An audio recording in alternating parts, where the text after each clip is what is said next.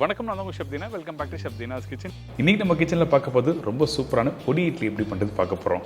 நார்மலாக வந்து வீட்டில் இட்லியும் பொடியும் தொட்டு சாப்பிட்ருப்பீங்க. ஆனால் இந்த சின்ன இட்லியில் இந்த பொடியை டாஸ் பண்ணி சாப்பிடும்போது அந்த அளவுக்கு பிரமாதமாக இருக்கும். அதுவும் பர்டிகுலராக கொஞ்சம் நெய், கடுகு, பூண்டு, அதுக்கப்புறம் ரெடி பண்ணி வச்சுருக்க அந்த பொடியும் இந்த இட்லியும் போட்டு மிக்ஸ் பண்ணி சாப்பிட்டுன்னு வச்சுங்க, வேறு லெவலுங்க. நீங்கள் மறக்கவே மாட்டீங்க, அந்தளவுக்கு சூப்பராக இருக்கும். இது மார்னிங் பிரேக்ஃபாஸ்ட்னு சாப்பிட்லாம், ஈவினிங் ஸ்நாக்ஸு, லஞ்ச் பாக்ஸ்லையும் நீங்கள் கொடுத்து அனுப்பலாம். அந்தளவுக்கு ஒரு சூப்பரான ரெசிபி தான்.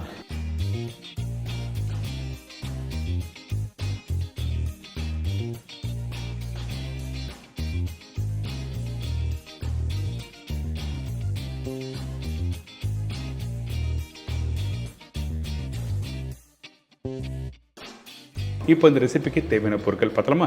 இட்லி மாவு தேவையான அளவு, இடிச்ச பூண்டு 15 பல்லு, காய்ந்த மிளகாய் 20 நம்பர், கடலைப்பருப்பு 60 கிராம், உளுத்தம்பருப்பு 120 கிராம், வெள்ளை எள்ளு 4 டேபிள் ஸ்பூன், வெல்லம் 1 டீஸ்பூன், பெருங்காயத்தூள் 1/4 டீஸ்பூன், மிளகாய் பவுடர் 1 டீஸ்பூன், கடுகு 1/4 டீஸ்பூன், கருவேப்பிலை தேவையான அளவு, கொத்தமல்லி தேவையான அளவு, உப்பு தேவையான அளவு, நல்லெண்ணெய் சமைக்கிறதுக்கு தேவையான அளவு, நெய் 2 டேபிள் ஸ்பூன். இதாங்க இந்த ரெசிபிக்கு தேவையான பொருட்கள்.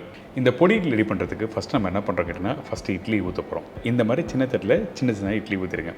எதுக்காக எடுத்த உடனே இட்லி ஊற்றுறேன்னு கேட்டிங்கன்னா, இந்த இட்லி ரெடியான பிறகு சூடு ஆறின பிறகு தான் இந்த ரெடி பண்ணுற பொடியில் போட்டு நம்ம டாஸ் பண்ண முடியும். சூடோட போட்டு டாஸ் பண்ணும்போது அந்த இட்லி உடைய ஆரம்பிக்கும். அதனால் இந்த மாதிரி அழகாக ஊற்றிட்டு அதுக்கப்புறம் ஸ்டீமரில் வச்சு கரெக்டாக ஒரு 5லேருந்து 6 நிமிஷம் வச்சு ஓப்பன் பண்ணி பார்த்தீங்கன்னா இந்த இட்லி ரெடியாக இருக்கும்.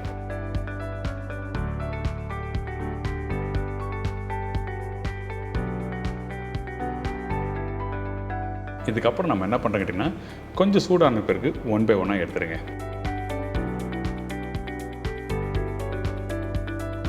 இப்போ இந்த இட்லி ரெடி ஆகிடுச்சு. இதை அப்படியே ஒரு பவுலில் மாற்றி நீங்கள் எடுத்து வச்சுருங்க. அது மட்டும் இல்லை, இட்லி நல்லா சாஃப்டாக இருக்கணும். அப்போ தான் அந்த பொடியோடு மிக்ஸ் பண்ணும்போது சூப்பராக இருக்கும்.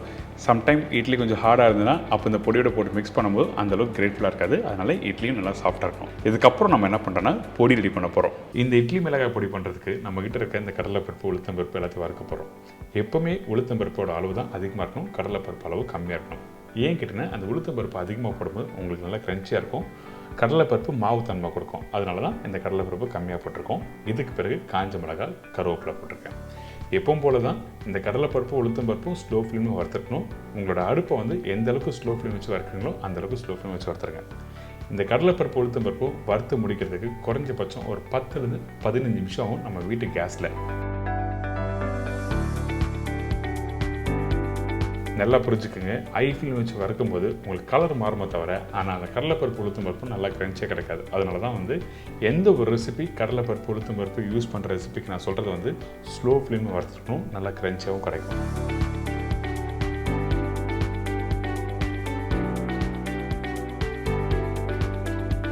இப்போ ரெடியானதை அப்படியே ஒரு ட்ரேயில் மாற்றி சூடு ஆட்டும் சொல்லி விட்டுருங்க.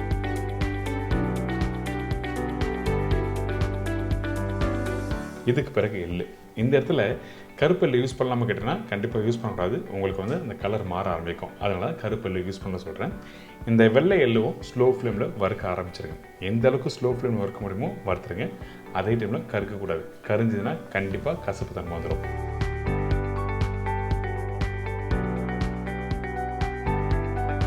இங்கே பார்த்தீங்கன்னா அந்த எள்ளு நல்லா பொரிஞ்சு வருதில்ல, இந்த மாதிரி கரெக்டாக பொரிஞ்சு வரணும். எதுக்காக ஃபஸ்ட் எடுத்த உடனே அந்த கடலைப்பருப்பு, உளுத்தம்பருப்பு, காஞ்ச மிளகாய் அதோட போட்டு வறுக்கல கேட்டிங்கன்னா, எள்ளு சீக்கிரமாக கலர் மாற ஆரம்பிச்சிடும். அதனால தான் இந்த எள்ளை தனியாக எடுத்து நம்ம வறுக்கிறோம். சில விஷயம் எதுக்காக இப்படி தனித்தனியாக பண்ணுறோன்னு சொல்லிட்டு புரிஞ்சுட்டு நீங்கள் வீட்டில் பண்ணால் ரொம்ப நல்லாயிருக்கும். இப்போ எள்ளு கரெக்டான கலரை வறுத்து எடுத்தாச்சு. இதை அப்படியே எடுத்து ஏற்கனவே வறுத்து வச்சிருக்க ட்ரேல கொட்டி ஆற விட்டுருங்க.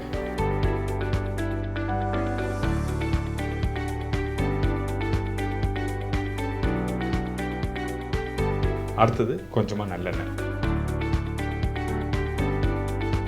இந்த பூண்டை டைரெக்டாக வறுக்க முடியாது. அதனால் இந்த மாதிரி எண்ணெய் கொஞ்சம் ஊற்றின பிறகு எண்ணெய் சூடாகும். சூடு ஆறின பிறகு வந்து இந்த பூண்டை போடுங்க. இந்த பூண்டு போட்ட உடனே கொஞ்சம் கலர் மாற ஆரம்பிக்கும். ஸ்லோ ஃப்ளேமில் இந்த மாதிரி வதங்குற டைமில் அந்த கார்லிக்கோட ஃப்ளேவர் நல்லா கொடுக்கும். அதே டைமில் நல்லா கிரன்ச்சி ஆகும்.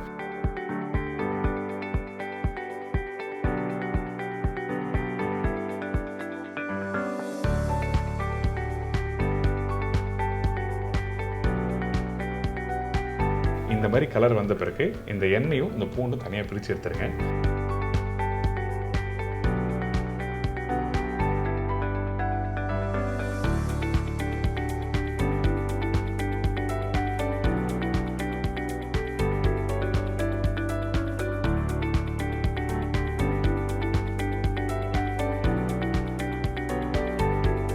இப்போ பாருங்கள், அந்த பூண்டை லைட்டாக க்ரஷ் பண்ணி காமிக்கிறேன். நல்லா குக் பண்ண பூண்டாக இருந்தால் இந்த மாதிரி கையில் க்ரஷ் பண்ணும்போது தூள் தூளாக வரும். இந்த மாதிரி பக்குவத்தில் தான் கரெக்டாக இருக்கணும். இதுக்கு பிறகு நம்ம என்ன பண்ணுறோம், எல்லாத்தையும் ஒன்றா போட்டு அரைக்க ஆரம்பிக்கிறோம்.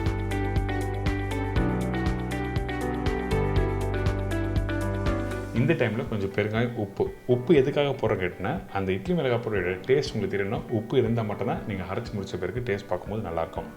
இதுக்கு பிறகு வெல்லம் போட்டிருக்கேன். காரமாக பண்ணுற ஒரு ரெசிபி இடத்துல கொஞ்சோண்டு வெல்லம் போட்டு நீங்கள் சாப்பிட்டு பாருங்களேன், அது ஒரு டேஸ்ட்டே வேறு மாதிரி இருக்கும். அதனால தான் வெல்லம் போட்டிருக்கேன். இப்போ இது எல்லாத்தையும் ஒன்றா போட்டு நல்லா அரைச்சிருக்கேன். அரைச்சி முடித்த பிறகு எடுத்து பார்த்தீங்கன்னா இந்த மாதிரி பக்குவத்தில் இட்லி மிளகாய் பொடி ரெடியாக இருக்கும்.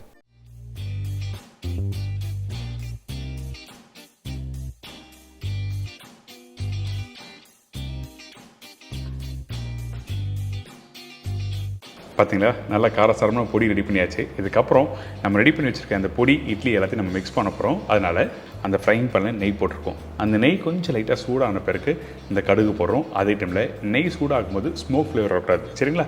கொஞ்சம் சூடாகும்போது அந்த கடுகு போட்டுருங்க. கடுகு நல்லா பொரிஞ்சு வந்த பிறகு இந்த காஞ்ச மிளகாவை நல்லா உடச்சி போடணும். அதே டைமில் இந்த பச்சை கருவேப்பிலை, இந்த பூண்டு இதெல்லாம் போட்ட பிறகு 2 செகண்ட் நல்லா வதக்குங்க.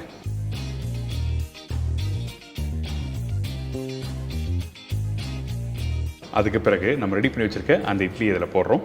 இதோட கொஞ்சம் பெருங்காயம்,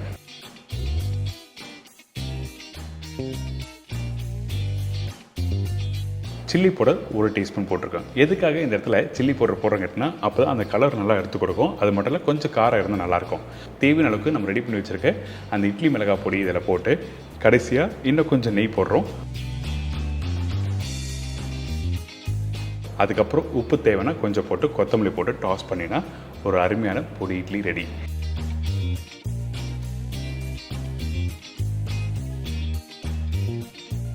இந்த ஸ்டைலில் நீங்கள் வீட்டில் பொடி இட்லி ட்ரை பண்ணி பாருங்களேன், அந்தளவுக்கு பிரமாதமாக இருக்கும். கண்டிப்பாக நம்ம வீட்டில் இருக்க மக்கள் எல்லாம் நல்லா விரும்பி சாப்பிடுவாங்க. ஏன் கேட்டிங்கன்னா, இந்த நெய்யில் தாளிப்பு, அந்த பூண்டு, இட்லி பொடி இந்த இட்லியோட மிக்ஸ் பண்ணும்போது ஃபென்டாஸ்டிக்காக இருக்கும். எல்லோரும் மிஸ் பண்ணாமல் ட்ரை பண்ணி பாருங்கள். இதே மாதிரி நாளைக்கு இன்னொரு சூப்பர் ரெசிபி சந்திக்கிறேன். நன்றி, வணக்கம். See you, bye, take care.